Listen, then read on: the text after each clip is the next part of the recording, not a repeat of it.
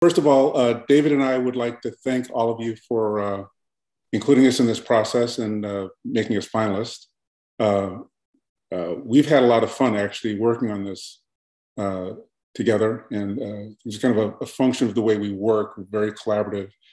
So for us, the creation, coming up with the ideas, is always kind of a joy for us. It's part of being part of the creative process that we enjoy. So let me share my screen here so we can get to the presentation. And are you gonna let me?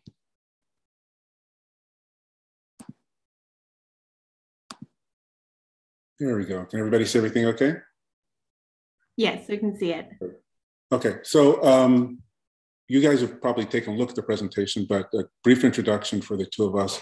David and I met 40 years ago at Washington University in St. Louis. And when we got out of school, both of us worked in advertising for a brief period of time and then left the dark side. Dave went to become a full-time sculptor, and that has served him well. I went into consulting and kind of returned to my roots, and that is as a ceramic artist. And this has given us the opportunity to work together again, which is something that we've always looked forward to. For us, the goal for this project was to do more than just create a monument to Dr. King. We wanted to create an experience that honors and furthers his legacy and creates an engaging environment for people and doesn't just look backwards or looking to the past, what he did accomplish, but to think about what can be done in the future in furtherance of that legacy. We hope that in doing that, what we have done is created a destination, something that people look forward to going to, not just something they kind of wander by, look at a plaque and move on.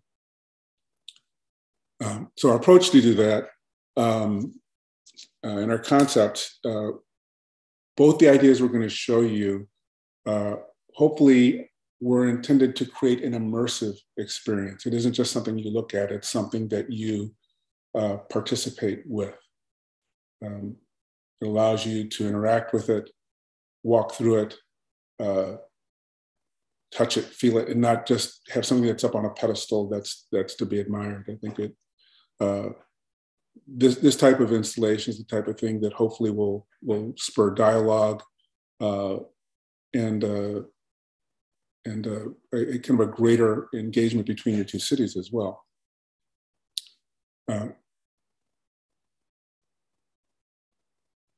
Both of the work that we're going to show you now, the existing sculptures, were created in a similar fashion to what we're hoping to do for this.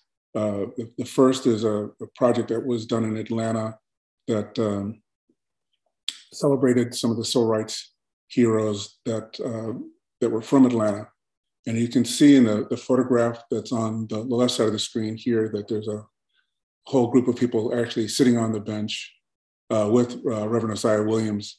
And all of the sculptures that were part of this project were designed to work as a part of a bench. So there's a stretch of a boulevard here where those benches live. Having something where people can actually sit down and actually enjoy the sculptures. I believe, Dave, correct me if I'm wrong, that idea did come from the client.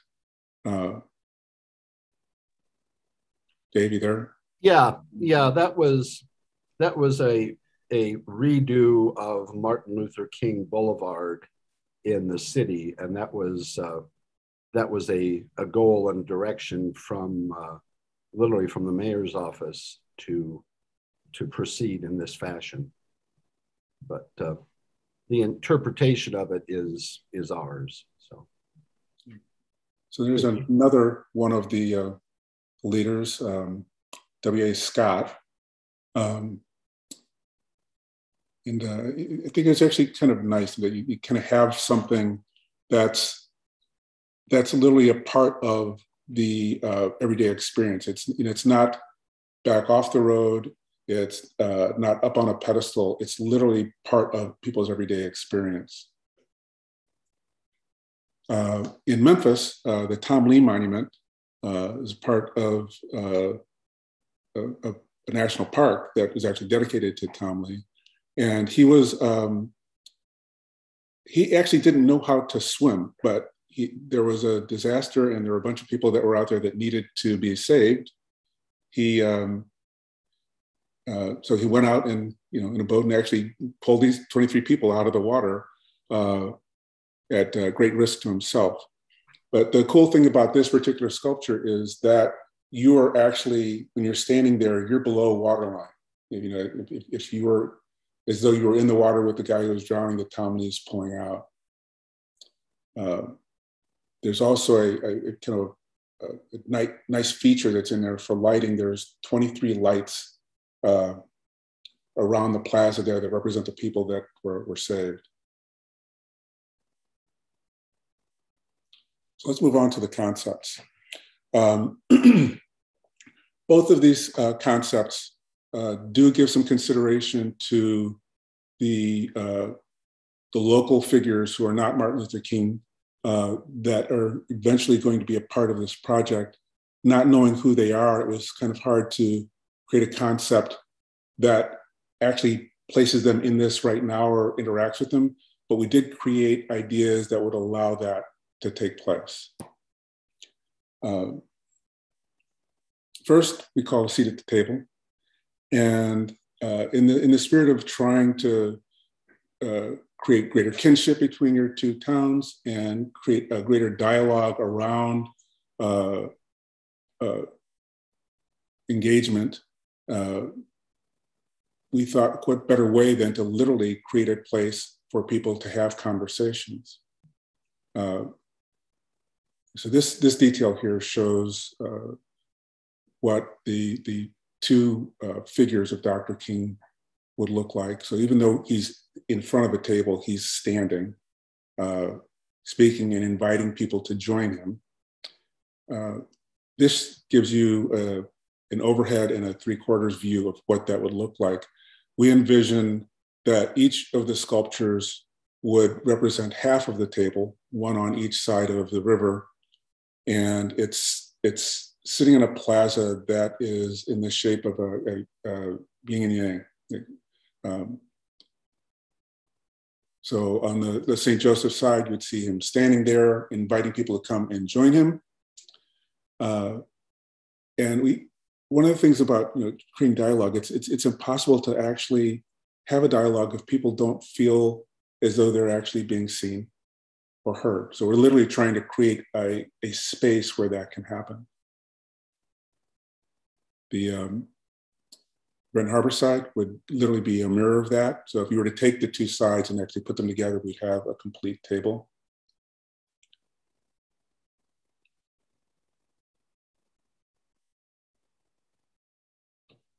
So we have those tables with open end on both sides, matching the matching partner that is on the opposite side of the river. The plazas for those hopefully would be large enough so this becomes a gathering space. It's not just a statue. We're hoping to create a gathering space within the area that the installation sits. Second idea is called building bridges. We thought there's an opportunity here since the two towns are literally separated by a river and there's a bridge that links you. And we want to create a metaphorical bridge between the two towns that we actually incorporate that as a part of our concept.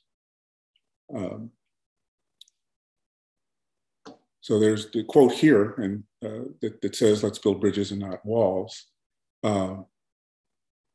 The first portion of this, in the St. Joseph side, we literally would have a wall that had been dismantled. And presumptively, we would take the material from that wall and create a bridge.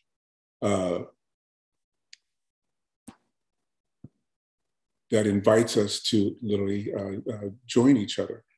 And you notice that if you look on the detail of the bridge, the drawing here, it looks like there's cobblestones there. We'll get back to that later, but that's an additional detail that we thought would be nice way to create some civic engagement beyond just having the sculpture there on the side of the river.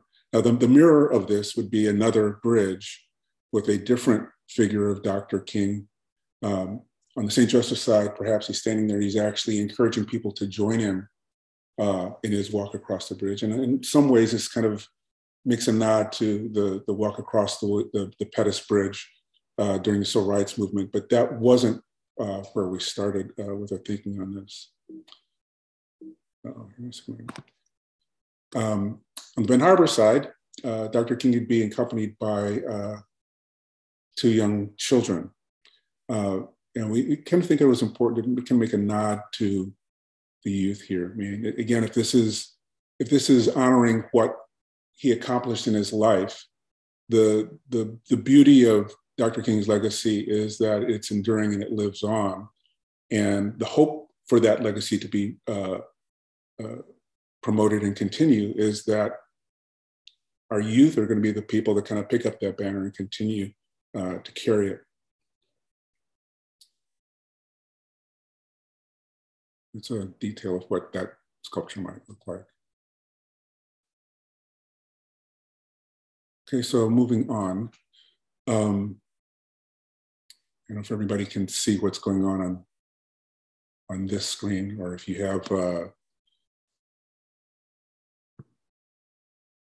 I can move this up here so you can actually see what's going on. That slide. But again, both sides of the river would have elements that echo what's going on the other side. They're not identical, but they do have echoes of what's going on the other side.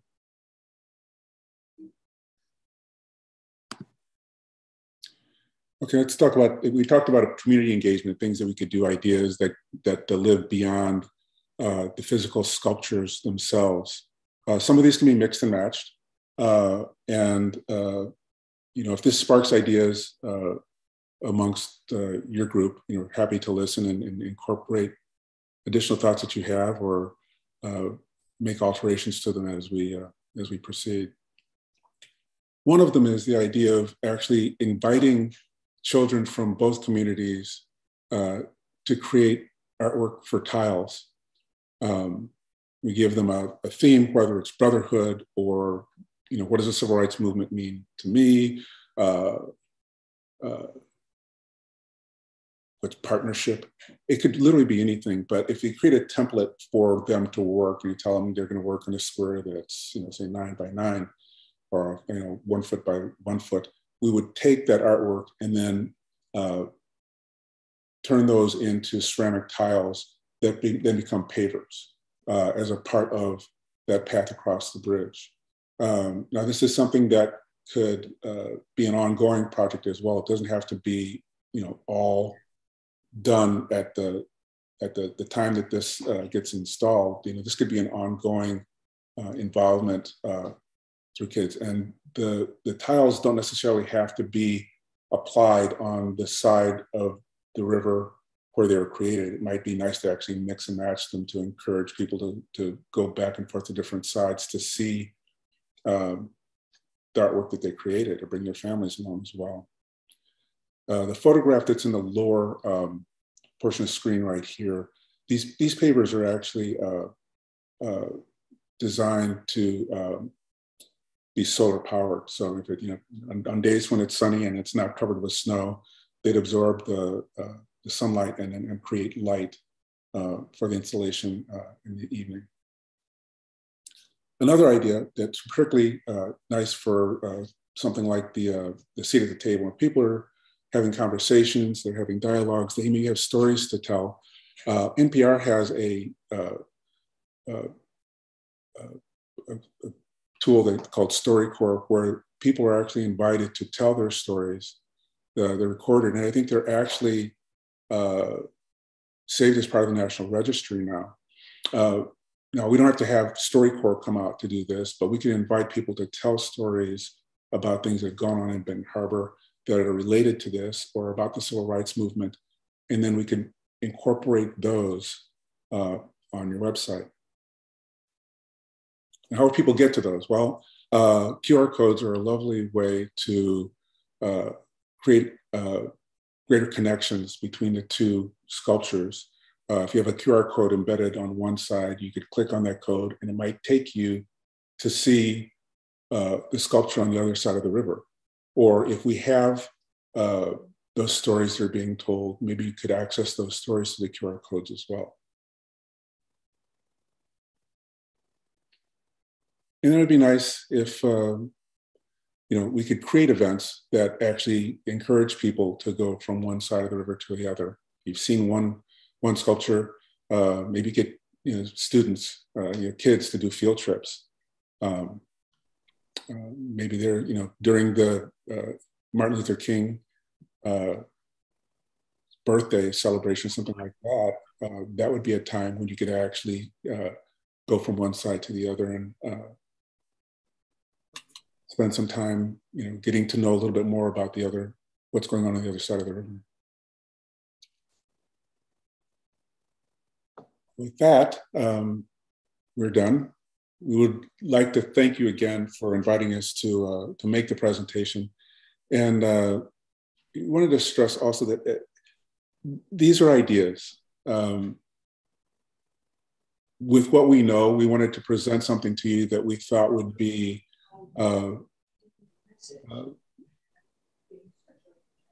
something that was kind of special. But that doesn't mean that this is our vision and this is the way it has to be. And obviously, we're here to solicit input from you, questions that may make us think about this a little differently. So maybe there are alterations or tweaks that happen as a result of that. And I think that's how the best work gets done. So with that, I'm going to shut up and let you guys ask questions. Thank you so much, Harold and David. I see people clapping for you. I don't know if you can see them or not. Stop sharing the screen. So okay, yep, and then we can go back to our gallery view, our star squares. I do encourage everybody to unmute and to just share your comments, your questions while we have Harold and David with us.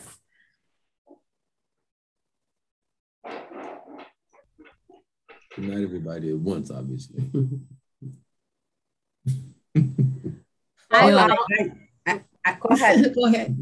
I was just going to say, I didn't have a lot of, I mean, I don't know if you guys saw me, I had to get a Kleenex in the middle of your presentation. So you clearly moved me. And I feel like you really captured our need and our community's joint desires. So thank you so much. Before I cry again, I'm going to go on mute. So. Yeah, I just wanted to say that to have witnessed you all presenting something that does have the pieces of our history, the Twin Cities, and to capture the hearts of maybe not everybody, but I believe it's a majority of what we would like to move forward for our exchange to not only to be represented in this work, but actually reveal, uncover emotions and feelings that a lot of folks on both sides have had for many, many years. And you've captured some of that.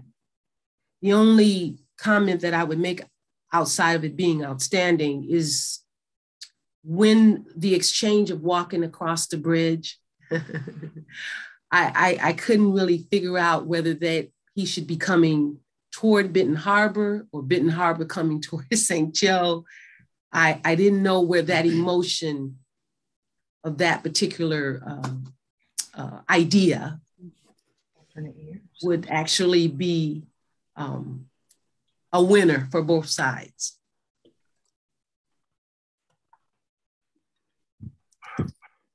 Hi, I'm Julia. I'm the director of the Kresel Art Center, and I have to say I haven't looked at your presentations before today, and it was really a delight to see them.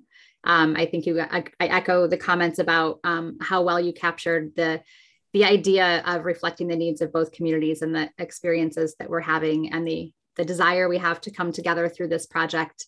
And I'm sure that you probably couldn't see people's faces. And I do want to also echo that I was watching people's faces when your images came up, and people's eyes lit up in a way that they don't always light up on this family feud of squares that we always see on Zoom. So thank you very much for your thoughtful presentation. Thank you.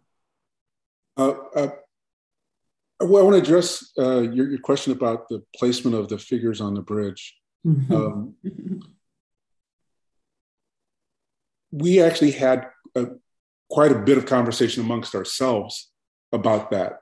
Our thinking was that at least one of them should not be on the bridge, but about to step on the bridge and inviting people with him to go on that journey, to go to the other side and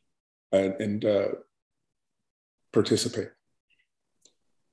The other side, he could be on the bridge already with the kids. So he's in the middle of that journey, because the journey isn't over. The whole point of doing this is that something's been started and we need to further and keep going. So I wouldn't have him having crossed the bridge already, because we haven't crossed the bridge yet. That's really the whole purpose of why we're here. And when he gave his speech in Washington, he said, I know I'm not going to get there, but I can see the day when it may happen. Okay, well, so can we. So I don't know that I have a complete answer for you, but we did think about it. Yeah, and one thing Harold and I are both really good at temperamentally and professionally is listening and working together. There's no artistic attitude and ego here. Throughout, I think, probably both our careers, it's found that if you listen and work together, you get something better than anyone can necessarily come up with by themselves. And we really strive to be that way personally and professionally. It's like things develop, things change. I don't have all the answers. I don't know your community as well as you do, but Harold and I are both very open to listening and addressing and giving you some different interpretations or different solutions to things that you may want to address. Because this is really just a starting point, and we felt really strongly about the ideas, and we threw a lot of things out. We kept a lot of things that, it's kind of a little bit of a I don't want to say a fruit cake, maybe a stew, but things changed and added, and we were really happy where we ended up, but that doesn't mean it's the end. So we'd really like to work with you all. Hi, my name is Eric, and I think your presentation was just great.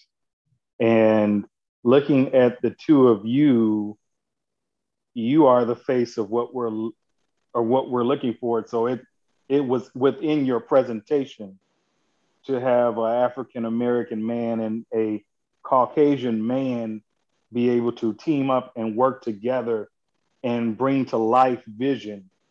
And what you brought in that presentation says it all to me. And I think it's great. I think it's great just the way that you're able to collaborate together and bring it all out to life. And so thank you for the time that you've put into this. It's amazing. Thank you. Thank you. Thank you. I wanted to say too, you're prolific, right? I mean, you've got lots of experience doing this, and I was looking through to see, just from a practical perspective, I think we could benefit from your expertise on going through this kind of thing. So bridges get slippy, right? This is Michigan, it gets snowy, right? I mean, so can you address that sort of the practical implications? Like, what kind of material would it be? And you said there's no such thing as a stupid question, so that's mine. No, there isn't. I mean, I think we would probably want to do some testing, but what we wouldn't do is get a low fire clay with a very slick glaze over it. What we'd probably want to do is transfers that are they're either slip or they're appliques that are stains rather than glazes. And that way you have the raw clay. Some clays have grogs, which is sand in it. So you could actually have tiles that actually have a little bit of grit to them, that have a matte glaze on them. So it would still protect it, but it wouldn't be slippery. Yeah, and we'd have to, we'd have to bring in probably a landscape, a landscape architect from your area or one of the cities, someone in the parks department that is a stamped, certified landscape architect that knows the ADA requirements. There might have to be an additional railing on the inside for people to hold. And much like Harold was talking about, incorporating grit into the finish of the tiles, those tiles don't have to necessarily be butt up to each other. You could have an inch or 2 or 3 of grout between them that could be used as as a non-slip, non-skid surface.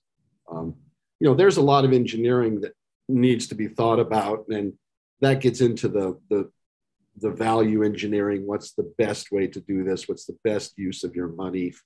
How do you stagger the steps of construction? It's possible that you have the tiles as a detail on the outer edge of the bridge, so you can have a clear pathway where you don't have to worry about what happens to that surface. Yeah, exactly. Yeah, exactly. Or you could put them on the railing too, the balustrade. You could put them there as well.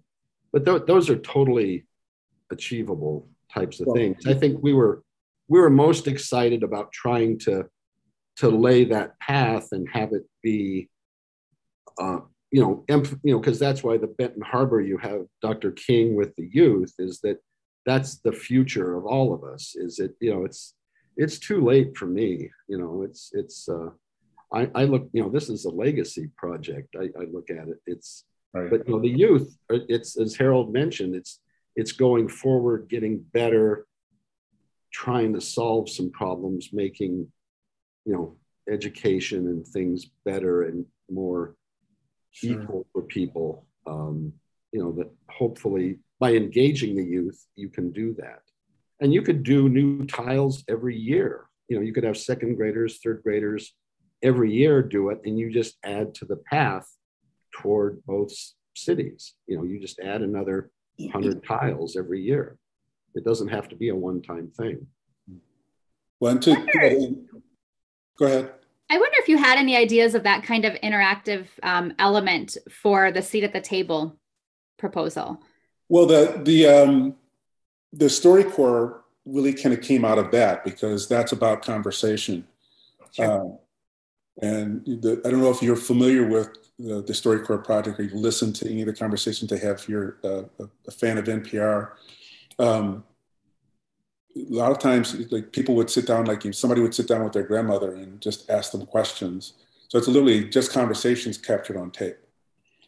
So the seat at the table was the genesis of the the StoryCorps idea, which led to the QR codes. Yeah, and you could also, there is a way, there are several ways you could still integrate the tile idea into a seat at the table without putting it on the table, but you could put it around the plaza. You could put it, there could be a small wall behind it that they're mounted to there so that they're, safe for viewing, but you have you kind of control the view shed by having a wall back there that looks like a quilt. It's very colorful. It looks like a quilt of good wishes, if you would. I love this because now we're actually getting a chance to share with you some of the ideas that didn't make it into the presentation. The wall, that quilt was really one of the early ideas. When we loved it, it got cut for time. Yeah, and we felt that these were stronger, but they're, like I said, it's like theater, or things can develop and we can show you other interpretations of ideas, but we just felt it was necessary to recognize that this is in the 21st century. People use their phones all the time. That's not going to go away, I don't think. And trying to capture that oral history before it's too late. I mean, people age out, and there's a lot of stories that that I'm guilty of, that I listened with half an ear at around Thanksgiving because I was too busy, and I listened with sort of half an ear, and they're gone. They're gone, and it's sort of like, I wish I would have asked. What were they doing? I wish I would have paid more attention then. So I think that's a really good. We like that way of trying to keep it, to hold on to history and keep it current, keep it moving forward with the youth. It seemed a very vital way to not be a static sculpture, to keep it an event place, keep it lifeful. On that note, the lifeful and the combination of the tiles is that at the table, just a little vision that happened to me just a few minutes ago was some kind of reflection that those that would choose to come and actually join and sit at the table together for conversation, that the tabletop in itself would allow for their picture of a square where they're sitting, maybe some kind of a reflective material that shows that it's my turn. I'm here now at the table. Yeah, and both of these are, we try to be very selfie conscious, and it's a place for, family gatherings, picnics, summertime. You could go there and take, if you do those Christmas cards or Halloween cards, you can go there and, return to this throughout the year over and over. And it gets integrated into things, and it gets more integrated into the social networks of Instagram and Facebooks and things like that. So it's it would be fun. Harold, do you have any? No, I think you captured most of that thought. It's this is a conversation that I think both of us would love to carry on into the future. And, hopefully you choose to move forward with us and we get to do that. That's great. I'm going to jump in on that note because that was the perfect wrap up.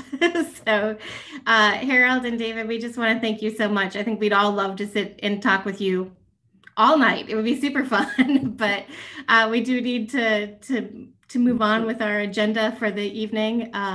Thank you for the time and the care and the thought that you've put into this presentation. And we will be following up with you, which is sort of the next steps yet this week, just sort of a touch base to let you know what we're doing and where we're headed. Okay. All right. Bravo. Thanks so much. Bravo. Enjoy your evening. Thank you so much. Thank you so much.